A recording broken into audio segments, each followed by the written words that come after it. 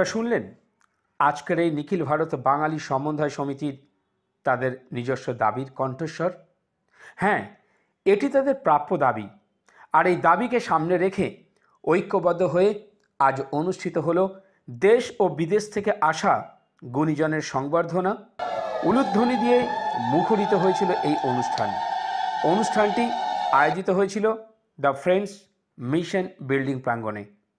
বাংলাদেশের এক অপদার্থ সরকারের অঙ্গুলি হেলনে আজ হিন্দুরা বিতাড়িত, লাঞ্ছিত, অপমানিত, ধর্ষিত, পরিশেষে অমানবিক অত্যাচার। কি ছিল না এই আন্দোলনের প্রেক্ষাপট? একদিকে হিন্দুদের জন্য বাংলাদেশে হোমল্যান্ডের দাবি, হিন্দুদের সুরক্ষা, ধর্ম জাগরণের প্রতীক্ষিত চিন্ময় কৃষ্ণ প্রভুকে বিনা কারণে জেলে রাখা, ইউনিশ সরকারের হিন্দু নির্যাতন বন্ধ করা, বাংলাদেশ থেকে হিন্দুদের বিতরণ করা, হিন্দুদের উপর বিশেষ করে বর্বরতম অত্যাচার বন্ধ করা। কি ছিল না এই আন্দোলনের দাবিতে? এই ধরনের অত্যাচার কোনো মনুষ্য সমাজে হওয়া সম্ভব কি? জানা গেল বিশ্বের বহু দেশ থেকে প্রবাসী বাঙালিরা এই আন্দোলনে সামিল হয়েছেন। তাদের আরও এক দাবি, বাংলাদেশের মধ্যে হিন্দুদের জন্য পৃথক রাষ্ট্র ঘোষণা করা।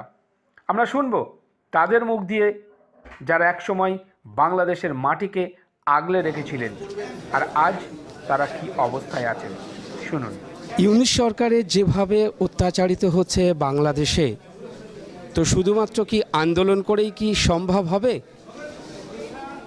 আন্দোলন আসলে দেখুন, একটা দেশের এত বড় একটা বিষয়ের সমাধান করার ক্ষেত্রে অনেকগুলো ধারা থাকে।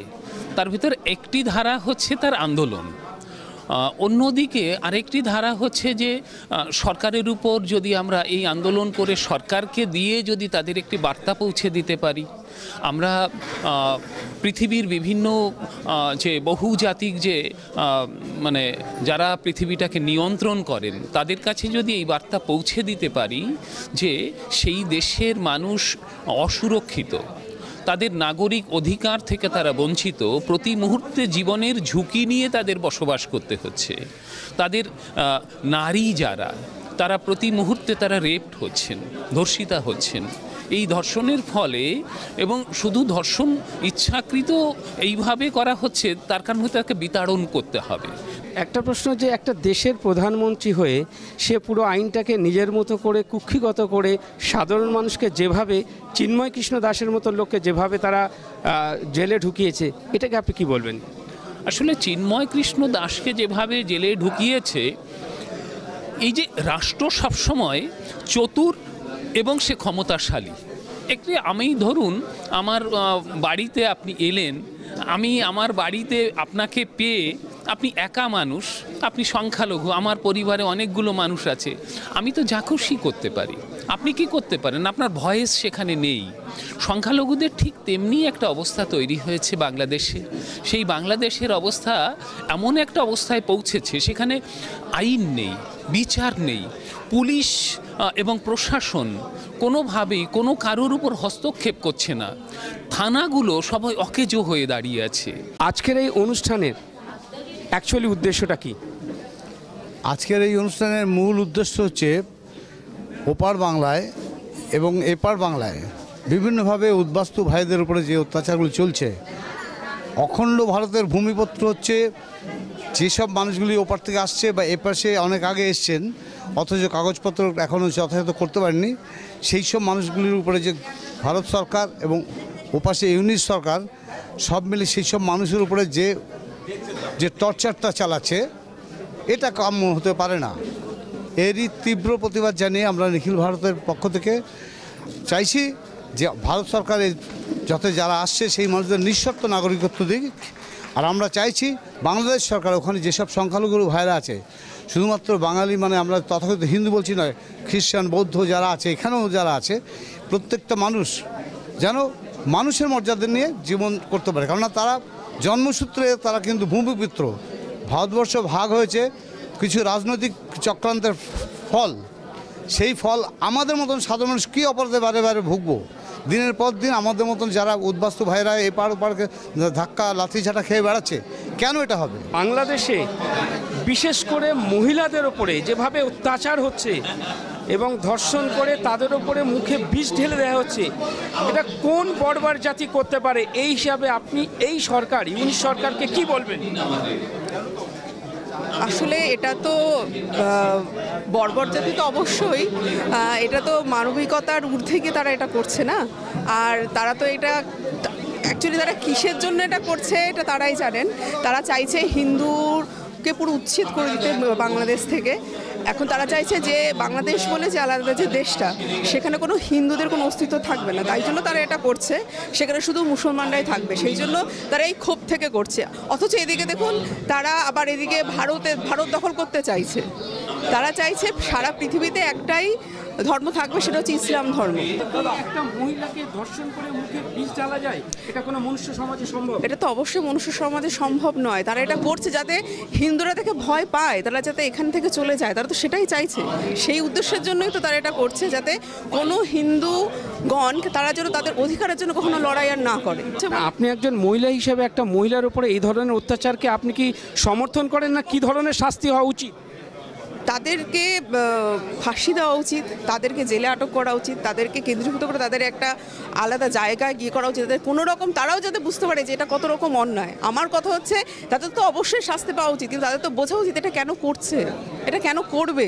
আজকে যে বাংলাদেশে যেভাবে অরাজকতা সৃষ্টি করছে, সেই জায়গায় দাঁড়িয়ে আপনি একজন সাধারণ মানুষ কি বার্তা দেবেন? এটাকে সঠিক পথে কিভাবে নিয়ে যাওয়া যায়? তার একটাই কারণ কি হতে পারে? নিখিল বাংলা উদ্বাস্তু সমন্বয় সমিতি যে আন্দোলন করছে, হোমল্যান্ডের যে দাবি, হোমল্যান্ড ছাড়া ওখানকার হিন্দুদের কোনো বিকল্প কোনো ব্যবস্থা নেই। আমাদের পূর্বপুরুষ ওখান থেকে এসছে অনেক আগে, কিন্তু মুসলিমদের অত্যাচারে তাড়িয়ে এসে ওখানে একসময় আমার বাবা প্রেসিডেন্ট ছিল অবিভক্ত ভারতবর্ষের, তারপর পালিয়ে আসতে বাধ্য হয়েছে জীবনের টানে। আমরা সেখানে লেখাপড়া করেছি, চাকরি বাকরি করেছি, তারা এসে সবাই তাই। এই যে আপনাদের একটা সম্মেলনী করছেন, এটা আপনারা সাধারণ মানুষকে কি বার্তা দিতে চাইছেন?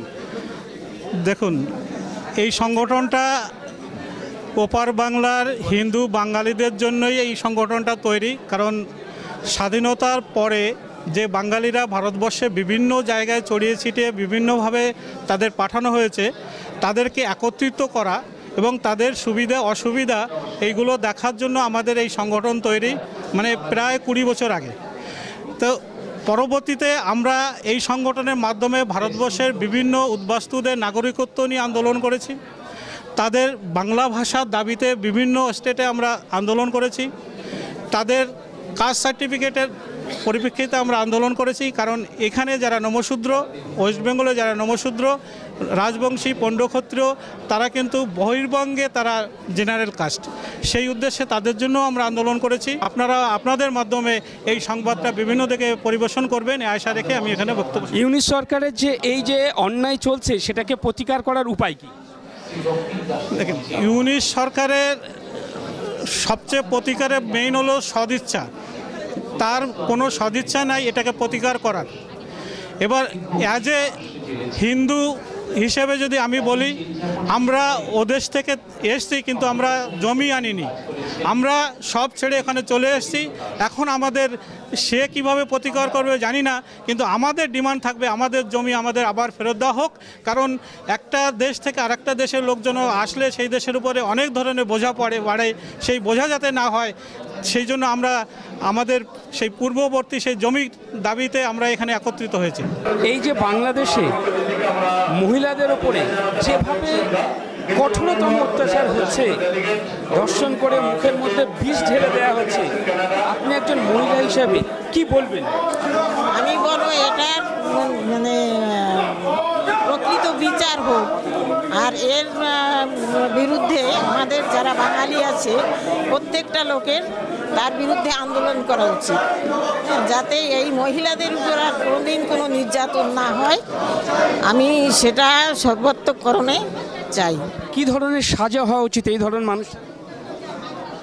এদের সাজা হওয়া উচিত, কি বলবো, ওদের চরমতম সাজা হওয়া উচিত। কারণ একটা মহিলা মায়ের সমান, প্রত্যেকটা মহিলাই মা।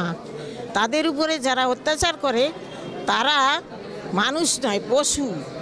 আচ্ছা, তাদের ঘরেও তো মা বোন আছে, তাহলে সেটা জেনে শুনেই যদি জেনে শুনে তারা কি করে করে? তারা তো ভাবতে পারে যে আমারও তো ঘরে মা আছে, বোন আছে, আমি কেন এই জঘন্য কাজগুলো মানে একটা জাতির উপরে প্রয়োগ করি? তারা কি অন্যায় করেছে? বাংলাদেশে তো কোনো হিন্দু কোনো মুসলমানদের প্রতি কোনো অন্যায় অত্যাচার করে না, তো সেই সাহসই পায় না তারা। আর এদের প্রতি কেন এত বিচার? আর ইউনূস সরকার যা করছে এখানে এসে, এ কি বলবো, ওকে একেবারে মানে দূর দূর করে তাড়িয়ে দেওয়া উচিত।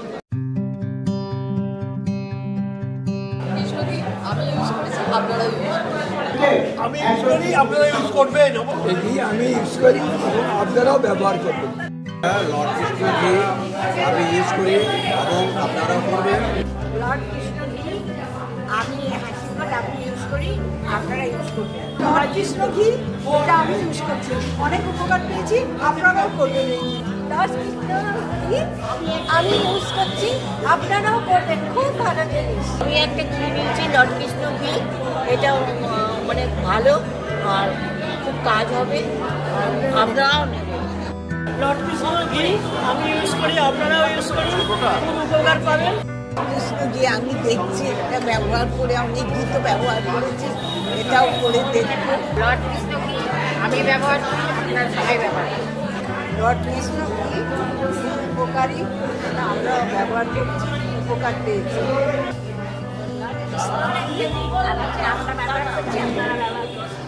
আমি ব্যবহার করবো, সবাই করবে।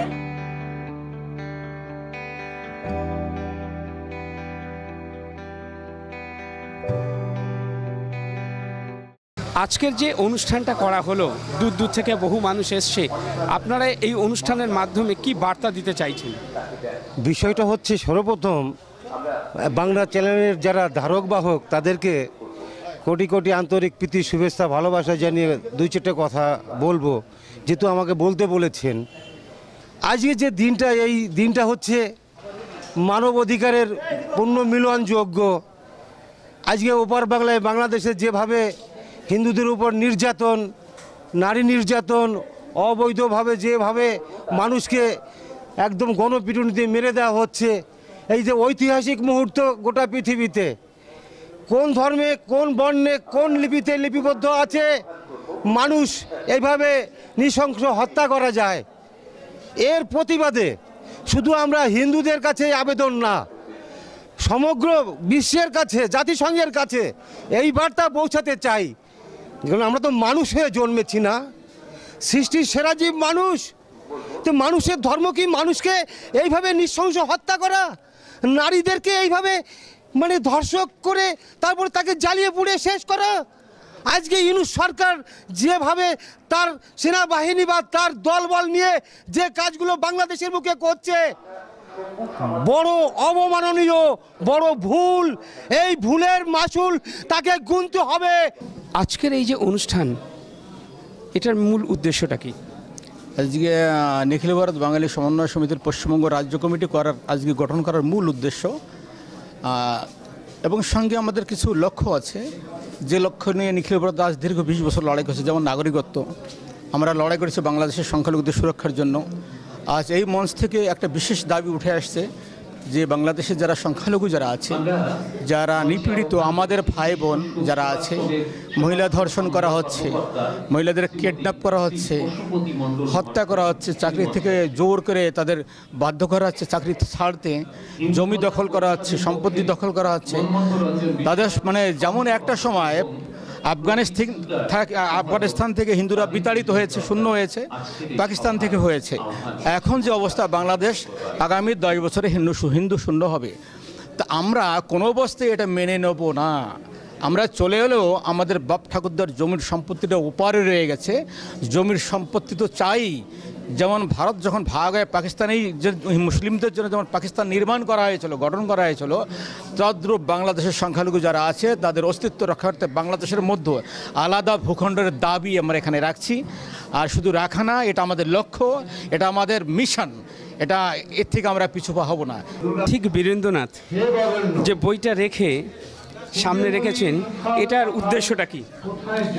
আলোর পথিক বীরেন্দ্রনাথ, অ্যাকচুয়ালি বীরেন্দ্রনাথ বিশ্বাস মহাশয়ের অনেক অবদান রয়েছে এই দলিত সমাজের উপরে। যেমন পূর্ববঙ্গে ওনার যেখানে জন্মস্থান ছিল সেখানে উনি সাতপাড় বলে একটি জায়গা রয়েছে, সেখানে কলেজের জায়গা দান করা, স্কুলের জায়গায় দান করা, ইভেন ওখান থেকে সেই যোগেন মণ্ডলের সময় এখান থেকে উনি যোগেন মণ্ডলের সমসাময়িক মানুষ, ওখান থেকে এখানে চলে এসে এখানে যারা সারা ভারতবর্ষে বিভিন্ন জায়গায় যে সমস্ত বাঙালিরা ছড়িয়ে ছিটিয়ে রয়েছে তাদেরকে একত্রিত করে তাদের দুঃখ দুর্দশার পাশে দাঁড়ানো। এক কথায় বীরেন্দ্রনাথ মণ্ডল আলোর দিশারি বলা যায় দলিত সমাজের উপরে। প্রচুর চেষ্টা করেছেন, নিজের পরিবার থেকে বিচ্ছিন্ন হয়ে উনি আমাদের কথা ভেবেছেন। আজকের এই অনুষ্ঠানে আমরা এমন একজনকে পেয়ে গেলাম যিনি একজন বেঙ্গল ফাইলস। আপনারা দেখছেন যে বইটা, এই বইটার যিনি লেখক এবং নামটা দিয়েছেন বেঙ্গল ফাইলস। এই বেঙ্গল ফাইলসের মধ্যে উনি কি বোঝাতে চেয়েছেন আমরা শুনবো তার মুখ দিয়ে। ধন্যবাদ। প্রথমত দেখুন, আমি যখন দেখলাম কাশ্মীর ফাইলস যে বইটা হয়েছে, সিনেমাটা আমি দেখেছি, আমি সিনেমায় দেখলাম যে কাশ্মীরে যারা অত্যাচারিত হয়েছে তাদের নিয়েই সিনেমাটা হয়েছে, কিন্তু কাশ্মীরে অত্যাচারিত হয়েছে পণ্ডিতরা। সেই পণ্ডিতরা খুব শিক্ষিত এবং ধনী এবং সাংগঠনিক দিক থেকেও তাদের প্রচুর ক্ষমতা আছে। আপনারা সিনেমাটা দেখলে দেখেছেন যে আমাদের যে চক্রবর্তী, আমাদের মিঠুন চক্রবর্তী যে অভিনয়টা করেছেন সেটা একটা আইএস অফিসারের, এবং তিনি ওই দেখিয়েছেন যে উনি মুখ্যমন্ত্রীর সঙ্গেও কথা বলছেন। তারপরেও যে বীভৎস অত্যাচার কাশ্মীরে হয়েছে, তারপরে আমার মনে হলো যে পূর্ববঙ্গে যখন দেশভাগ হয় তখন বন্য হিন্দুরা চলে আসে, শিক্ষিত নিম্নবর্ণের হিন্দুরাও চলে আসে। থাকে কারা? যারা জেলে, ধোপা, নাপিত, কুমার, এরা অল্প শিক্ষিত, অশিক্ষিত এবং গরিব, অসংগঠিত। এদের উপরে যে অবর্ণনীয় অত্যাচার হয়েছে সেটা কিন্তু এরা প্রতিরোধ করতে পারেনি, কারণ এরা ঐক্যবদ্ধ ছিল না, এরা সংগঠিত ছিল না, এদের অর্থনৈতিক ক্ষমতা ছিল না, এদের রাজনৈতিক ক্ষমতা ছিল না। তার জন্য তারা বিভৎসভাবে অত্যাচারিত হয়েছে। কিন্তু যেহেতু এদের কোনো লেখনই ছিল না, সেই অত্যাচারের কোনো কাহিনী লিপিবদ্ধ হয়নি। ব্যাংকক এবং পাটায়া ভ্রমণ এখন আপনার হাতের মুঠোয়। আপনি কি ব্যাংকক এবং পাটায়া ঘুরতে চান? পরিবারকে নিয়ে দেখার মতন জায়গা হলো ব্যাংকক এবং পাটায়া। এই নিয়ে 7 বার ঘুরিয়ে নিয়ে আসা হয়েছে ব্যাংকক এবং পাটায়া বাইটাক এক্সচেঞ্জের পক্ষ থেকে। এই সুযোগটি একমাত্র করে দিচ্ছে বাইটাক এক্সচেঞ্জ। একদিকে ফ্রিতে ঘোরার সুযোগ পাচ্ছেন এবং অন্যদিকে প্রতি মাসে রেভিনিউ, সাথে থাকছে আকর্ষণীয় বোনাস। যাদের পাসপোর্ট নেই তাদের কিন্তু পাসপোর্টেরও প্রসেস করিয়ে দেওয়া হচ্ছে বাইটাক এক্সচেঞ্জ থেকে। তাহলে আর দেরি কেন? আজই যোগাযোগ করুন 9123037670 এই নাম্বারে।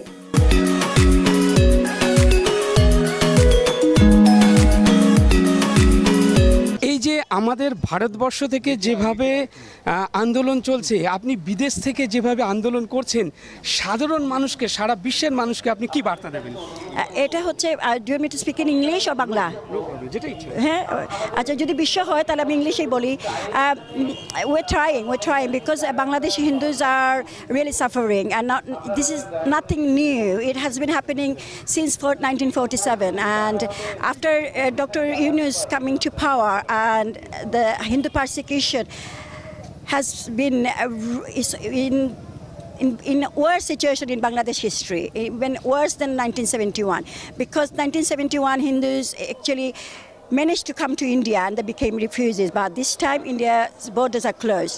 So they are really suffering, and we're trying to raise our concern and issues to every part of the world, every corner of the world. And please raise your voice, do speak on Hindus in Bangladesh, and I would urge to Indian government to make these Hindus in Bangladesh, to make them in your family. So feel them, they are your family, and if you all are a family, we'll be looking after each other. Thank you.